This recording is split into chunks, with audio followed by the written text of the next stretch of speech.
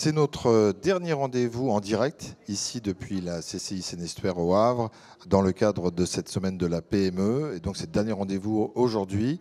Et on va revenir sur un atelier qui a été victime de son succès, on peut déjà le dire. Et j'allais dire, la thématique par laquelle on finit, on peut commencer aussi par celle-là. Les indicateurs clés pour piloter son entreprise, votre entreprise.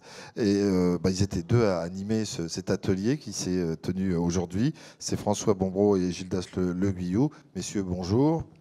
Bonjour. Merci d'être avec nous. François, vous êtes responsable cabinet comptable et Gildas, vous êtes spécialiste de l'accompagnement de la PME. Thématique importante, intéressante. La preuve, vous avez fait le plein. Ce matin. Vous avez été surpris, même si vous vous doutez que vos métiers sont passionnants et passionnent les personnes, le fait de voir une salle comble, c'était quand même un peu surprenant parce qu'il y avait plein d'autres ateliers ce matin aussi. Je dirais non, surprenant non, par contre, puisque les gens ont besoin d'avoir des indicateurs et savoir où ils vont. Mais parfois, ils souhaitent avoir des indicateurs sans vraiment se fixer des objectifs. Donc c'est ce qu'on a souhaité rappeler à travers les messages principaux qu'on a souhaité faire passer dans cet atelier. Et on a décliné et rappelé ce qu'on a vu hier sur la stratégie, qu'effectivement, il faut des objectifs et que l'indicateur n'est qu'une modalité de suivi pour voir où on en est dans ces objectifs. Oui, je pense que ça a suscité beaucoup d'intérêt. On a effectivement ressenti beaucoup d'attention. Pourquoi?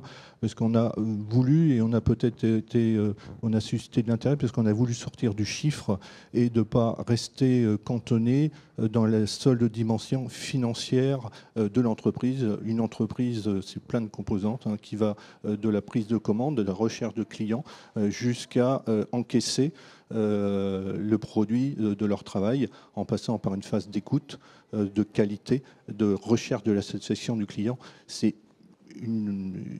beaucoup d'informations et c'est pour ça qu'il faut simplifier toute la vie de cette entreprise par un certain nombre de chiffres clés. C'était le propos de ce matin. Votre démarche, elle est à souligner parce que justement, chacun est venu avec sa problématique. Mais peut-être avec un point commun, le chiffre, justement, les tableaux de bord. Et en démarrant en leur disant très clairement, oui, bien sûr, c'est important, c'est peut-être pas capital. Et là, vous avez développé un certain nombre d'items qui sont propres au conseil que vous prodiguez au quotidien.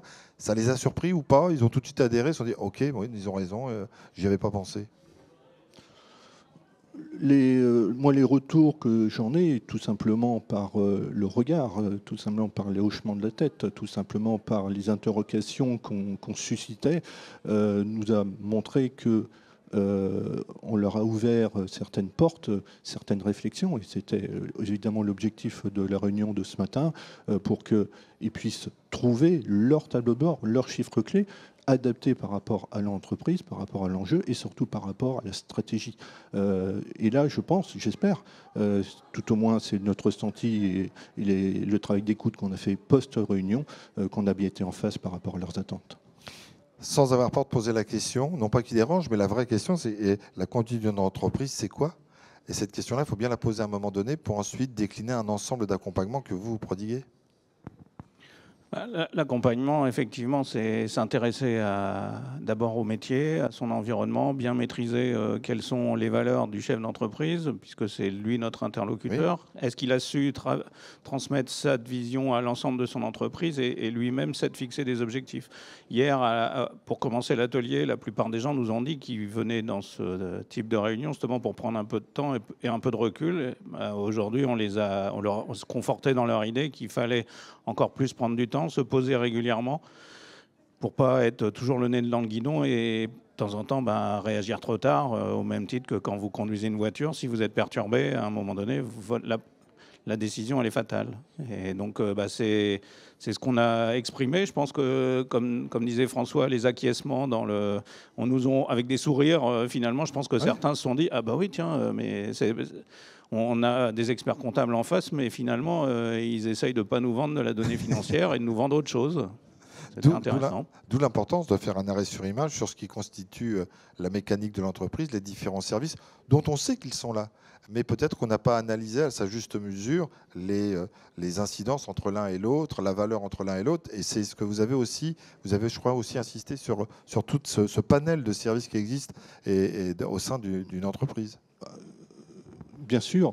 Donc, comme on l'a dit, on l'a souligné ce matin, on ne veut surtout pas opposer des méthodes. Ce matin, c'était une méthode qu'on a voulu décliner à tout simplement à l'empirisme. Il y a des entreprises qui fonctionnent grâce à la qualité managériale des dirigeants, avec leur qualité, avec des méthodes empiriques, ça fonctionne très bien. Malgré tout, il ne faut pas oublier des méthodes qui sont celles que nous avons déclinées ce matin, qui sont tout simplement des règles de bon sens.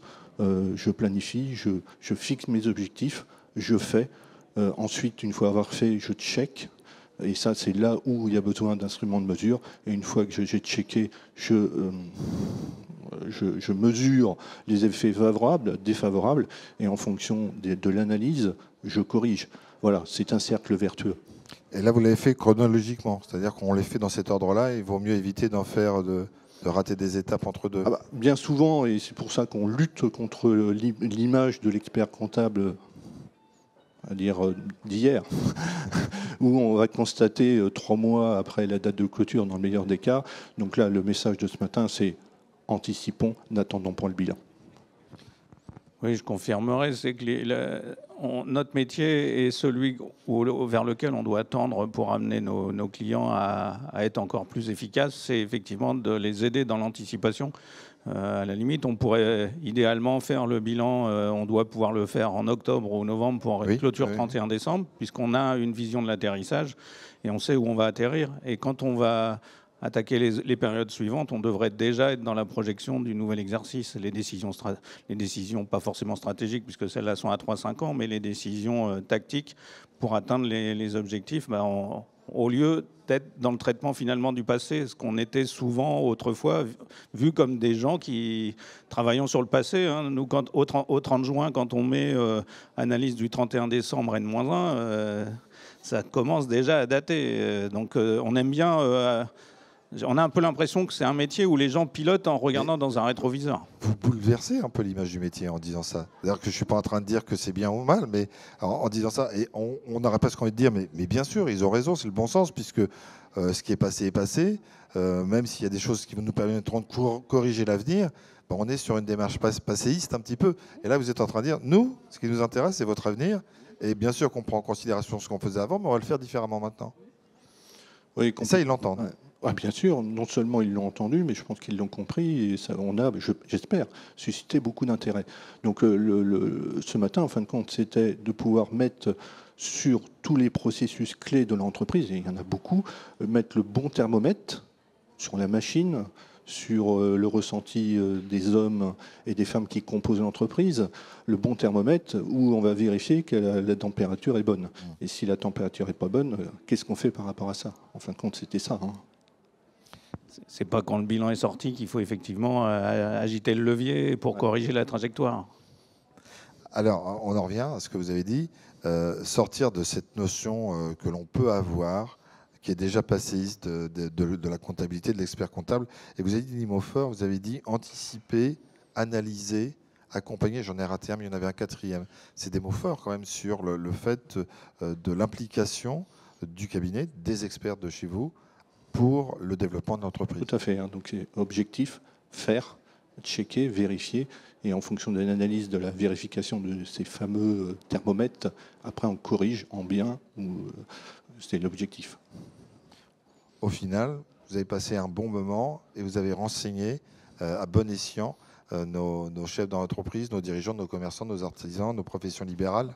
Si, comme vous l'avez dit tout à l'heure, on peut faire évoluer la vision que les gens ont de notre métier, écoute, on aura réussi notre pari, c'était de faire évoluer cette vision telle que peuvent l'avoir les différentes personnes qui sont venues à notre atelier. Alors certains étaient déjà convaincus qu'on faisait des choses, mais on n'a pas toujours montré cette envie de regarder, d'aller vers l'avant. Et je pense que c'est le propre de notre métier par la connaissance des entreprises et les connaissances de leur métier, parce qu'on les écoute et on essaye de s'intéresser à ce qu'ils font.